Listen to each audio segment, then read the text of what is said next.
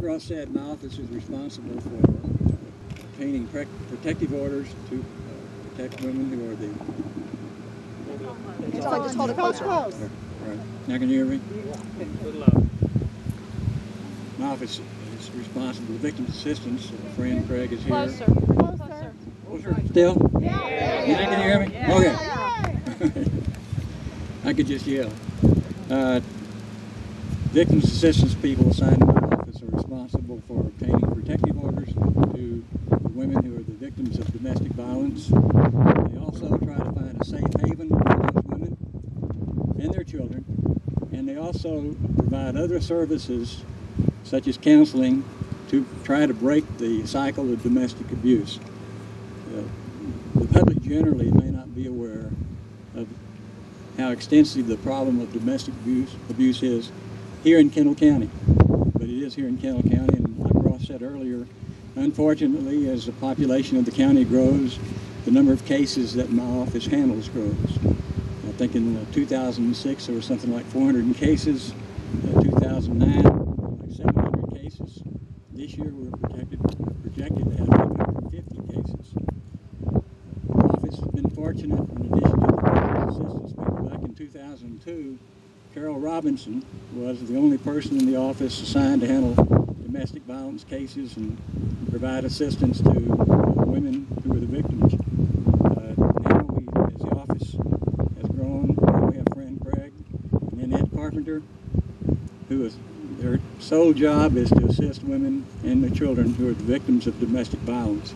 We also have a full-time investigator, Van Forsen, who assists them. And of course, the prosecutors assigned to my office are the ones that have to go to court and get the protective orders. Just today, and I don't think she's here, Nicole Short, who's our new prosecutor, she had an incident last night, accident, and hurt her foot. I got a call last night, and for a while I thought I might have to send Bob Eason to Bandera County to get a protective order, but Nicole went over on crutches with Nanette and Van, I guess Laurie, and got the protective order. Been very fortunate to have prosecutors assigned to handle these cases. Like Lieutenant Pritchard said earlier, it's kind of like the Sheriff's Department. Roger gets some good men and trains them, and they go someplace else, and we get the prosecutors, and they stay here about 2 years, and somebody learns how good they are, and they move on.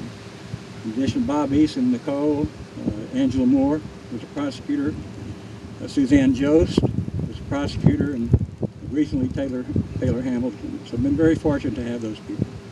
But one of the deficiencies that, in spite of all the work that my office does, is like Ross referred to earlier, a lot of times these women have to leave their homes, and we have to find a place for them to stay.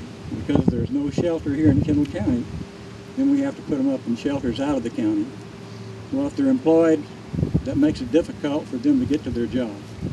If they have children in school, that makes it difficult to get the children in school. So I want to thank the Commissioner Court for giving this piece of property here so that we can locate the shelter here. And then I want to congratulate Ross, the nonprofit, all the people who devoted their time and resources to raise the funds. That should take care of the deficiency. And hopefully a year from now we will no longer have to send women to other counties to find a safe haven. They can find their safe haven right here in Kendall County.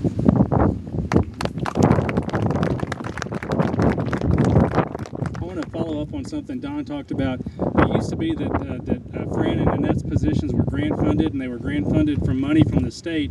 And as those grant funds have dried up over the last couple of years, Kendall County has pitched in to make sure those offices stay open, and they've taken on more and more of the financial burden of running that office. And so it's just further commitment to Kendall, or further evidence of Kendall County's commitment to make this a success. So I want to point that out and thank them for doing that. Two people that I introduced, but I didn't probably dwell on sufficiently. Ben Adam is here. He's our architect, and he designed the building that's going to be here shortly. And he did that in his spare time and out of the kindness of his heart. And he's been really a wonderful asset. We've been happy to work with him and grateful for his expertise. So again, I want to thank Ben Adam. And secondly,